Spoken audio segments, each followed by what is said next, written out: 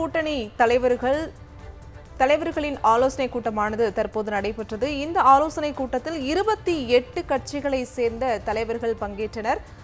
இந்த கூட்டத்திற்கு பிறகு செய்தியாளர்களை சந்தித்த காங்கிரஸ் கட்சியின் தலைவர் மல்லிகார்ஜுன கார்கே அனைத்து கட்சிகளும் ஒருமனதாக சில முடிவுகளை எடுத்ததாக தெரிவித்தார். இது தொடர்பான முழு விவரங்களை தருவதற்காக எமது செய்தியாளர் பால்முருகன் தற்போது இணைப்பில் இருக்கிறார். வணக்கம் பால்முருகன். தற்போது இந்தியா கூட்டணியின் தலைவர்கள் செய்தியாளர்களை சந்தித்தார்கள். அதில் மல்லிகார்ஜுன கார்கே அனைத்து கட்சிகளும் ஒருமனதாக சில முடிவுகள் எடுத்ததாக தெரிவித்தார். என்ன மாதிரியான முடிவுகள்? இது குறித்தான முழு விவரம் என்ன?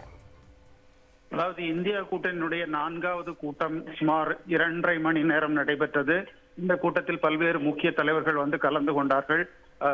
அந்த கூட்டத்துக்கு பிறகுதான் செய்தியாளர்களை மல்லிகார்ஜுன கார்கே காங்கிரஸ் தலைவர் சந்தித்து பேசினார். அப்போது இந்த கூட்டத்தில் 28 கட்சிகள் கலந்து கொண்டதாகவும் பல முக்கிய முடிவுகளை ஒருமனதாக எடுத்ததாகவும் அவர் தெரிவித்திருக்கிறார்.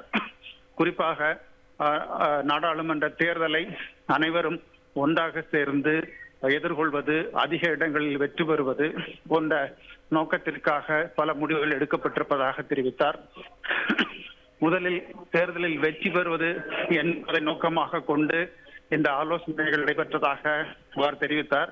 அது மட்டுமல்ல, தற்போதைய அரசியல் சூழ்நிலையில் கிட்டத்தட்ட 142 எம்பிக்கள், எதிர்கட்சி எம்பிக்கள் சஸ்பெண்ட் செய்யப்பட்டிருக்கக்கூடிய சூழ்நிலையில் இதனை கண்டித்து 22ஆம் தேதி அன்று நாடு முழுவதும் போராட்டம் நடத்துவதற்காக முடிவு செய்யப்பட்டிருப்பதாகவும் அவர் தெரிவித்தார். அது உள்பட சில முக்கிய முடிவுகள் இன்றைய தினம் எடுக்கப்பட்டிருக்கிறது. அதே போன்று தமிழ்நாடு, கர்நாடகா, உத்தரப்பிரதேசம், பீகார் உள்ளிட்ட பல மாநிலங்களில் கூட்டங்கள், இந்தியா கூட்டணியுடைய கூட்டங்கள் நடத்துவது என்பது தொடர்பாகவும் முடிவுகள் எடுக்கப்பட்டிருப்பதாக மல்லிகார்ஜுன கார்கே தெரிவித்திருக்கிறார். இந்த கூட்டத்தில் 28 கட்சிகள் கலந்து கொண்டு அந்தந்த கட்சிகளுடைய முக்கிய கருத்துக்களை இன்றைய தினம் எடுத்துரைத்திருக்கிறார்கள். அதன் அடிப்படையில் சில ஒருமனதான முடிவுகள் எடுக்கப்பட்டிருப்பதாக தெரிகிறது.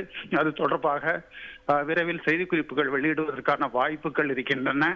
தற்போது கூட்டத்தினுடைய முக்கிய அம்சங்கள் மட்டுமே காங்கிரஸ் கட்சியினுடைய தலைவர் மல்லிகார்ஜுன கார்கே வெளியிட்டிருக்கிறார்.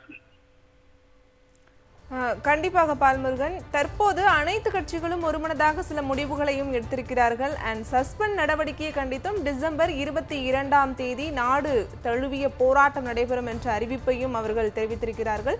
இது அரசியல் வட்டாரத்தில் என்ன மாதிரியான தாக்கத்தை ஏற்படுத்த வாய்ப்புகள் இருக்கிறது? அதாவது தற்போது நாடாளுமன்றத்தை பொறுத்த அளவில் உள்துறை அமைச்சரோ அல்லது பிரதமரோ பதிலளிக்க வேண்டும். கடந்த 13ஆம் தேதி நடைபெற்ற நாடாளுமன்ற தாக்குதல் தொடர்பாக பதிலளிக்க வேண்டும் என்று தொடர்ந்து எதிர்க்கட்சிகள் வலியுறுத்தினாலும் கூட அதற்கு செவி மடுக்க அரசு தரப்பில் மறுத்தார்கள். அதன் தொடர்ச்சியாகத்தான் எதிர்க்கட்சிகள் தொடர் முழக்கங்கள் இட்டதாக தற்போது 142 எம்பிக்கள் சஸ்பெண்ட் செய்யப்பட்டிருக்கிறார்கள். இந்த சஸ்பெண்ட் நடவடிக்கையை கண்டித்தும் இந்த பிரச்சனையை பொதுமக்களுக்கு தெரிவிக்கும் வகையில்தான் இந்த நாடு தழுவிய அளவில் போராட்டம் நடத்துவதற்கு தற்போது முடிவு செய்யப்பட்டிருக்கிறது. மல்லிகார்ஜுன கார்கே பேசும்போது, நாடாளுமன்றம் நடந்து கொண்டிருக்கும் போது பிரதமர் அவைக்கு வர மறுக்கிறார். மக்களவைக்கும் சரி, மாநிலங்களவைக்கும் சரி அவர் வருவதில்லை. ஆனால் பல மாநிலங்களில் சுற்றுப்பயணம் செய்து சில நிகழ்வுகளில் கலந்து கொண்டு வருகிறார் என்பதையும் அவர் குறிப்பிட்டார். ஆனால் எதிர்க்கட்சிகள், அவைக்கு வரக்கூடிய எதிர்க்கட்சிகள் சஸ்பெண்ட் செய்யப்படுவதாக அவர் தெரிவித்திருக்கிறார். ஆகவே இந்த சஸ்பெண்ட் பிரச்சனை என்பது வரலாற்றில் இல்லாத அளவுக்கு 142 பேரை ஒரே அடியாக சஸ்பெண்ட் செய்திருக்கிறார்கள். இதனை பொதுமக்களிடம் எடுத்து சொல்வதற்காக இந்த முக்கிய போராட்டம் நடத்த தற்போது முடிவு செய்யப்பட்டிருக்கிறது. தகவல்களை களத்தில் இருந்து பதிவு செய்தமைக்கு நன்றி பால்முருகன்.